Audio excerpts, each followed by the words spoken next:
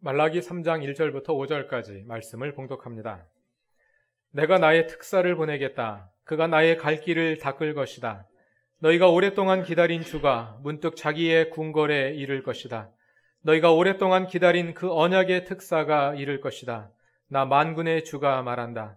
그러나 그가 이르는 날에 누가 견디어내며 그가 나타나는 때에 누가 살아남겠느냐. 그는 금과 은을 연단하는 불과 같을 것이며 표백하는 잿물과 같을 것이다. 그는 은을 정련하여 깨끗하게 하는 정련공처럼 자리를 잡고 앉아서 레위 자손을 깨끗하게 할 것이다. 금속 정련공이 은과 금을 정련하듯이 그가 그들을 깨끗하게 하면 그 레위 자손이 다 주에게 올바른 제물을 드리게 될 것이다. 유다와 예루살렘의 제물이 옛날처럼 지난 날처럼 나 주를 기쁘게 할 것이다. 아멘. 내가 너희를 심판하러 가겠다. 점치는 자와 간음하는 자와 거짓으로 증언하는 자와 일꾼의 품삯을 떼어먹는 자와 과부와 고아를 억압하고 나그네를 학대하는 자와 나를 경외하지 않는 자들의 잘못을 증언하는 증인으로 기꺼이 나서겠다. 나 만군의 주가 말한다. 아멘. 이것은 하나님의 말씀입니다. 우리는 제각기 무언가를 준비하며 살아갑니다. 수험생들은 입시를 준비하고 졸업생들은 취직을 준비하고 예비 부부는 결혼을 준비하고 산모는 출산을 준비하고 또 어떤 사람들은 이직이나 승진을 준비하고 노후를 준비하고 죽음을 준비하고 새로운 삶을 준비하는 등 개인사의 중요한 일들을 준비하며 우리는 살아갑니다. 작게는 오늘 저녁에 있을 누구와의 만남을 준비하거나 전화로 누구와 할 말을 준비하거나 가족들을 위한 식사를 준비하거나 이사를 준비하거나 김장을 하거나 아니면 곧 다가올 학기말고사나 과제를 준비하고 있을 수도 있습니다.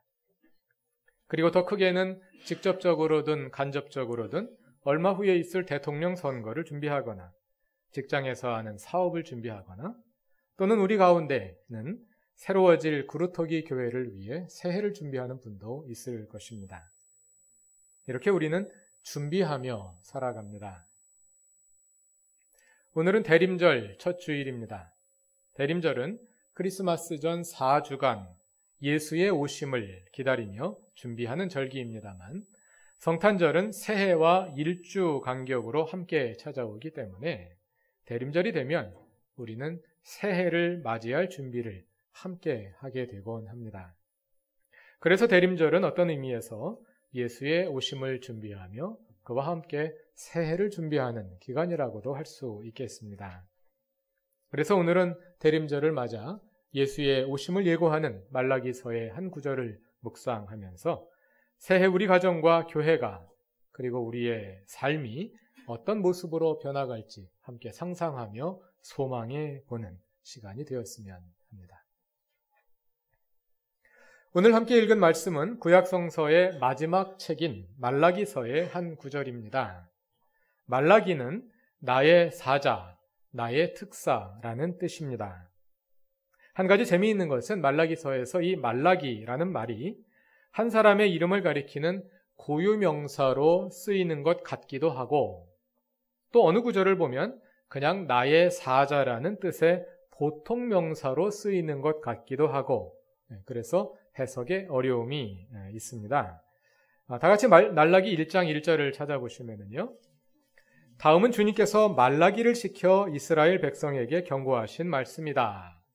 이 구절은 다른 예언서를 시작하는 방식과 비슷합니다. 즉 하나님께서 말라기라는 이름을 가진 예언자에게 주신 말씀을 기록한 책이다. 이런 뜻으로 읽을 수 있겠습니다.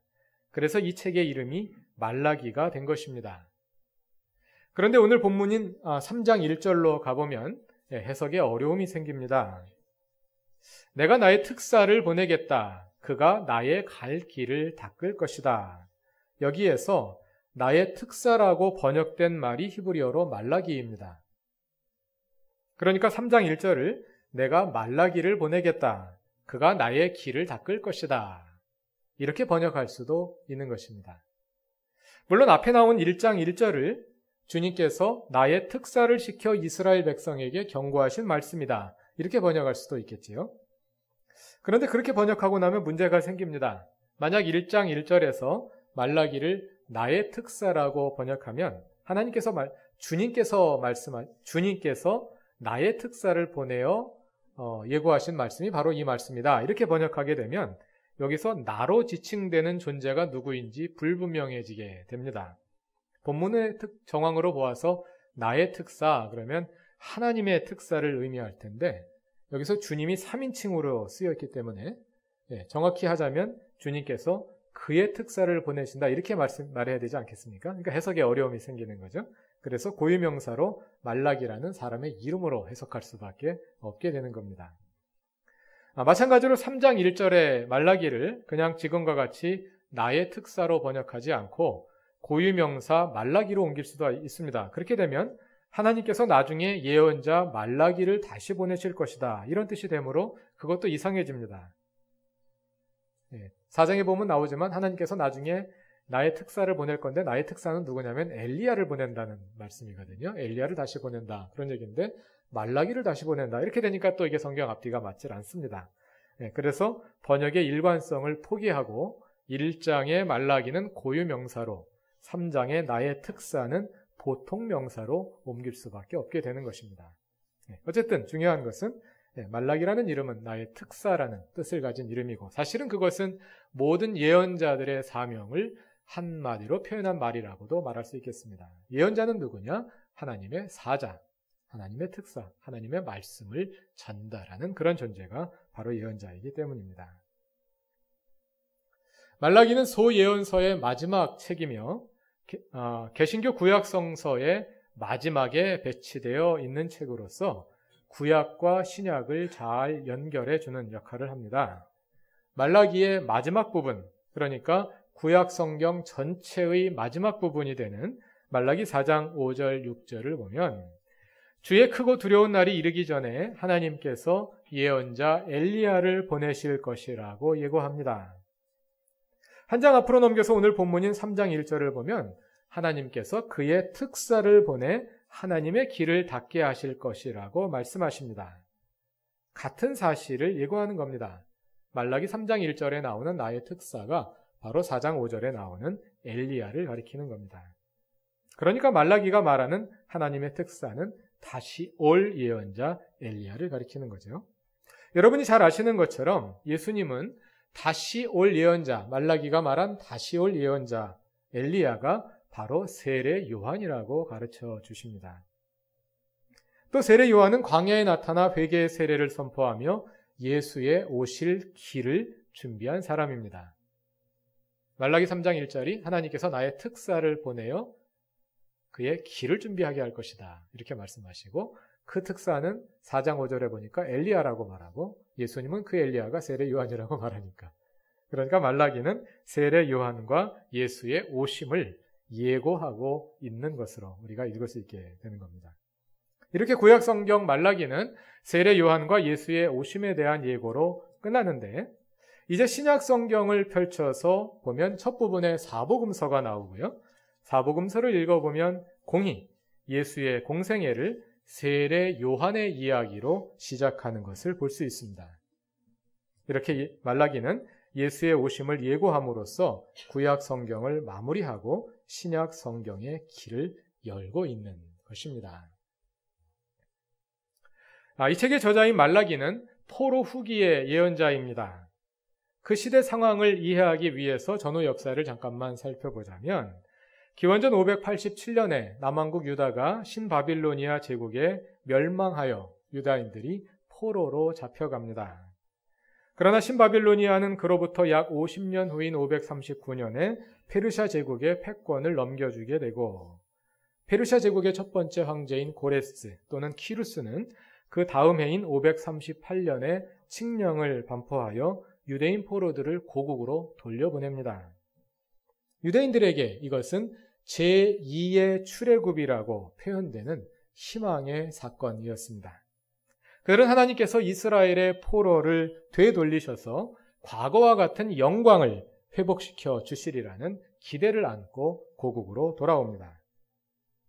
포로로부터 처음 돌아온 유대인들은 예언자 학개와 스가랴의 지도를 따라 예루살렘 성전을 재건하고 제사를 회복하여 성전을 중심으로 나라를 일으켜 세울 꿈을 꿉니다. 아마 그들은 하나님께서 이스라엘을 극적으로 다시 일으켜 세우셔서 과거와 같은 영화를 누리게 할 것을 기대했을 것입니다. 그러나 무너진 나라를 다시 일으켜 세우는 것이 그리 간단한 일이겠습니까? 이스라엘이 건국된 것은 기원전 1000년경입니다. 그리고 기원전 587년에 나라가 멸망하기까지 이스라엘 왕조 450년은 거듭된 패역의 역사였습니다. 사무엘기와 열왕기가 보여주듯이 그 450년 동안 하나님 뜻에 부합했던 왕은 몇 사람 없었습니다. 그 결과로 이스라엘은 멸망하여 50년간 바벨론 포로 생활을 하고 돌아온 것입니다.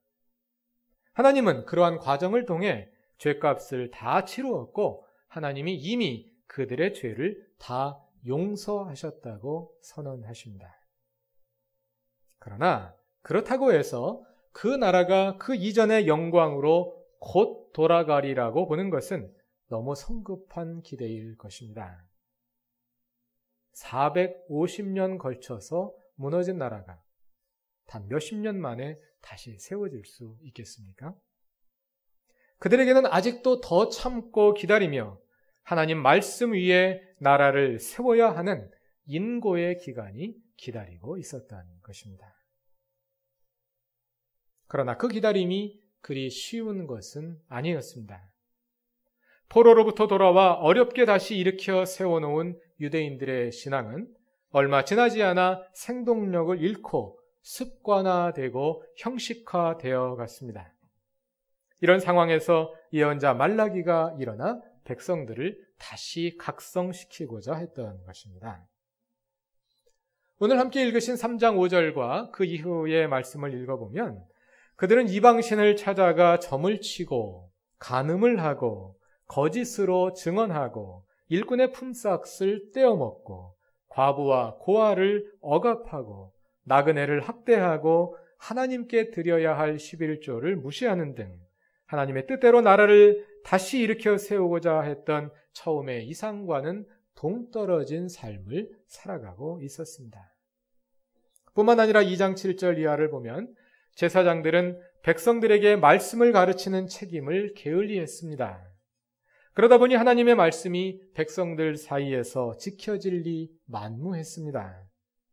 그들은 이방 민족들 사이에서 신앙의 순수성을 지키려는 노력도 하지 않았고 2장 14절 이하에 의하면 젊어서 얻은 아내를 학대하고 쉽게 배반하였습니다.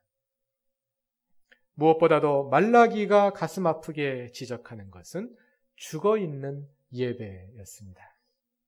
학개와 스가랴가 일으켜놓은 성전체인은 얼마 지나지 않아 그 생명력을 잃고 습관적으로 드리는 형식적인 예배로 전락해버렸습니다.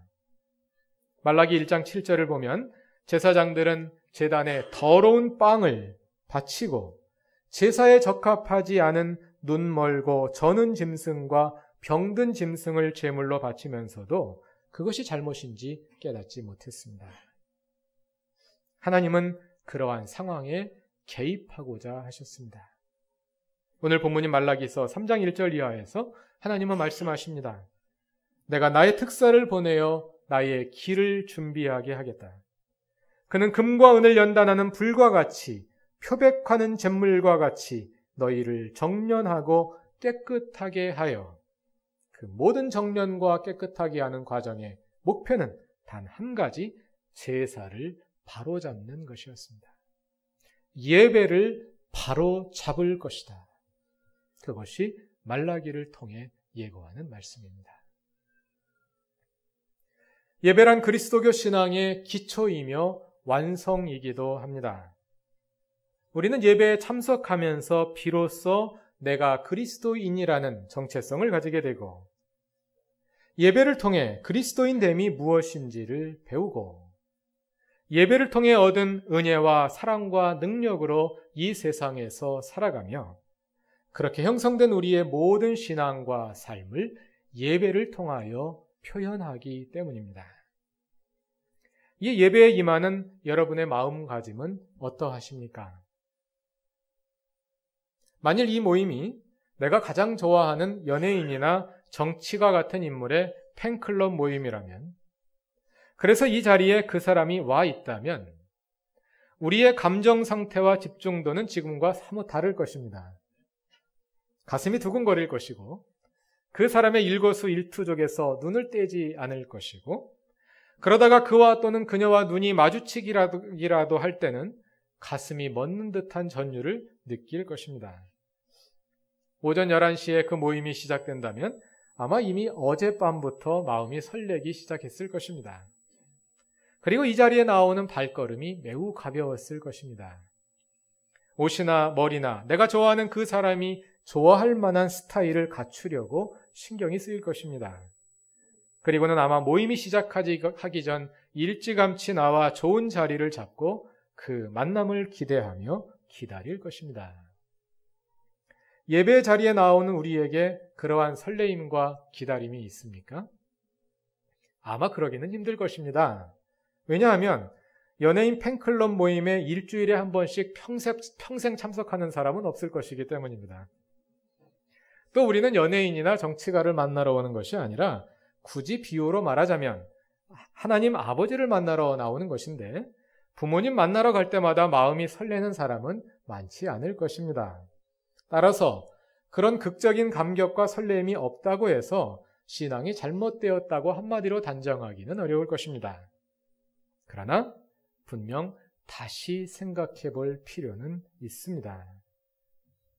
예배란 우리가 하나님과 가장 가까이 대면하면서 그분을 만나고 경험하는 자리이기 때문입니다. 우리가 참된 예배를 드린다면 여기에서 하나님을 대면하게 될 것입니다. 예배에서 하나님과의 진정한 대면을 경험한다면 이 예배는 우리에게 특별한 시간이 될 것입니다.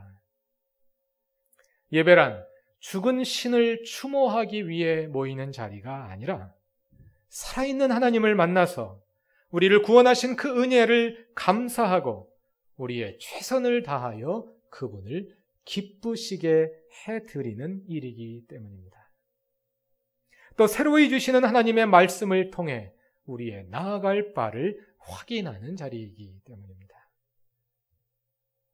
예배에 임하는 각 사람의 태도는 다를 수 있습니다. 앞에서 말씀드린 것처럼 이제 처음 교회에 나와 하나님을 알아가기 시작하기 때문에 하나님의 존재가 아직 나에게 분명하지 않은 분들도 있을 것이고, 부모를 따라 교회에 다니기는 하지만 아직 나 자신의 신앙이 형성되지 않아 주일 예배가 그저 하나의 의무로 여겨지는 분들도 있을 것이고, 한때는 예배의 감격을 경험했으나 지금은 그렇지 못한 분들도 있을 것입니다.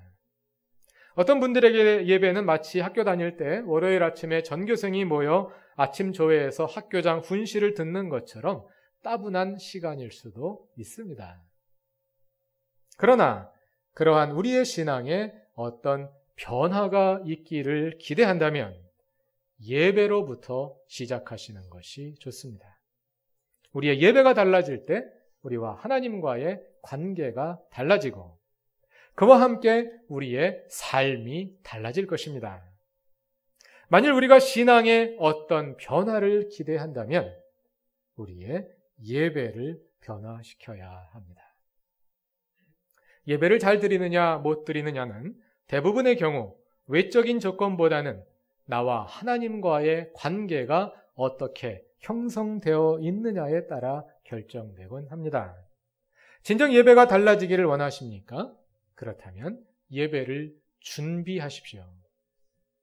우리가 예배에서 하나님을 경험하지 못하는 이유는 예배가 내 스타일에 맞지 않거나 설교가 나에게 맞지 않아서일 수도 있지만 더 큰 이유는 내가 예배에 임할 준비가 되어 있지 않기 때문입니다. 예배가 달라지기를 원한다면 토요일 저녁부터 준비하십시오.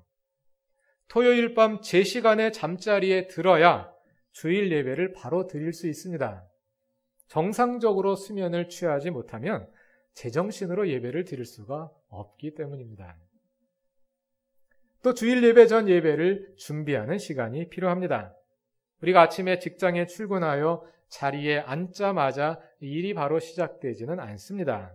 마음의 준비를 갖출 시간이 필요하지 않습니까? 공부하려고 책상에 앉아도 바로 공부가 시작되지는 않습니다. 책이 눈에 들어오기 시작하는 데는 어느 정도 시간이 필요합니다. 예배를 드리는 것도 그렇습니다. 예배실에 미리 나와서 기도하며 마음을 정리한 후에야 비로소 우리의 몸과 마음이 예배 속으로 들어갈 수 있게 됩니다. 미리 나와 기도하며 이 예배에서 이루어질 하나님과의 만남을 기대하고 준비하십시오. 혹시 내가 하나님 앞으로 나아가지 못하도록 가로막는 방해 요소들은 없나 확인하고 그것들을 모두 하나님 앞에 내어 놓으십시오. 오늘 예배에서 내가 어떻게 하나님을 기쁘게 해드릴 수 있을지 생각해보고 하나님이 오늘 나에게 주실 말씀을 기대하십시오. 그리고 예배 순서 하나하나의 의미가 온전히 드러나는 예배가 되도록 하나님의 이끄심에 나의 모든 것을 내어드리는 기도로 예배를 준비하십시오. 예배를 준비한 후에는 어떻게 해야 하겠습니까? 그 다음은 하나님께서 하십니다. 하나님께서 이끄시도록 맡기면 됩니다. 하나님은 이미 우리의 예배를 친히 이끄시고 받으실 준비가 되어 있으시기 때문입니다. 따라서 우리가 준비된 가운데 예배의 자리로 나올 때에 우리는 준비하고 계신 하나님을 만나고 경험하게 될 것입니다.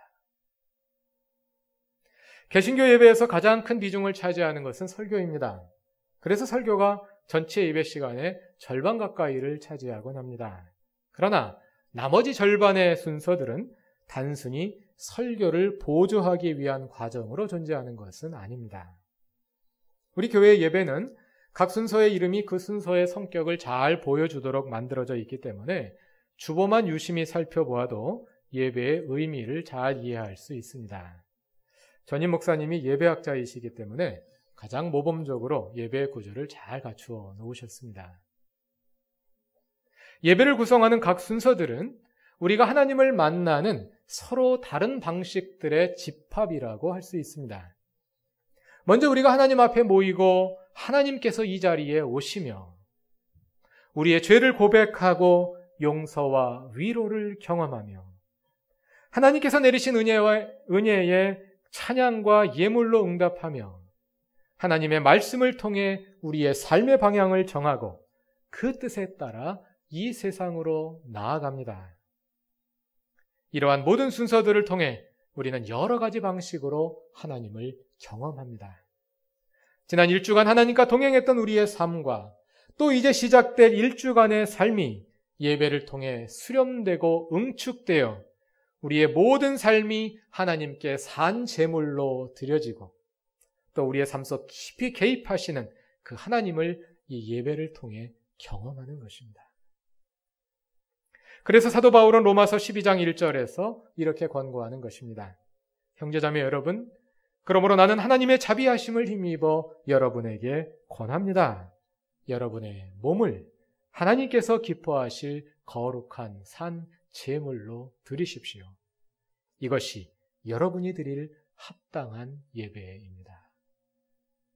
하나님께 드리는 합당한 예배는 몸으로 드리는 예배, 즉 삶으로 드리는 예배라는 것입니다. 이것은 1주간의 우리의 삶 자체가 하나님께 드려지는 살아있는 예배가 되게 하는 것이고 또 그 예배의 결과를 가지고 주일 예배의 자리로 나와 하나님과 대면하는 것을 말합니다. 이렇게 우리의 예배와 삶은 서로 조응하여 주일에 드리는 예배와 1주간 삶으로 드리는 예배가 합력하여 하나님께서 받으실 만한 합당한 예배로 이루어져 갈 것입니다. 말씀을 맺겠습니다. 예수의 오심을 기다리며 준비하는 대림절을 시작하며 우리는 무엇보다도 우리의 예배를 바로 세움으로 예수의 오심을 준비하기 원합니다. 새해 새로워지는 그루터기 교회를 상상하며 우리의 예배를 새롭게 하기를 원합니다. 우리의 예배를 바로 세우기 위해 우리는 우리의 몸과 마음을 온전히 준비하여 예배의 자리로 나아가기 원합니다. 예배를 통해 준비된 자들로서 우리는 이 예배를 통해 하나님을 경험하고 그 경험을 우리의 삶 속으로 이어가기 원합니다. 이 대림절을 지나며 모든 교우들의 삶 속에 하나님을 경험하는 예배가 시작되고 또 회복되기를 바랍니다. 다 같이 기도드리겠습니다. 하나님, 예배를 통해 하나님을 알고 또 경험하기 원합니다. 우리의 가슴에 예배를 향한 설레임과 기다림이 있게 하시고 또 되살아나게 하옵소서. 우리의 삶이 하나님께 온전히 드려지는 거룩한 산제사가 되게 하옵소서. 우리의 삶을 가지고 이 예배의 자리에 나아와 하나님을 대면하며 또 하나님이 주시는 은혜와 사랑과 능력을 가지고 이 세상으로 나아가게 하옵소서. 우리의 삶에 그리고 우리 교회에 예배가 회복되게 하옵소서. 예수님의 이름으로 기도드립니다. 아멘.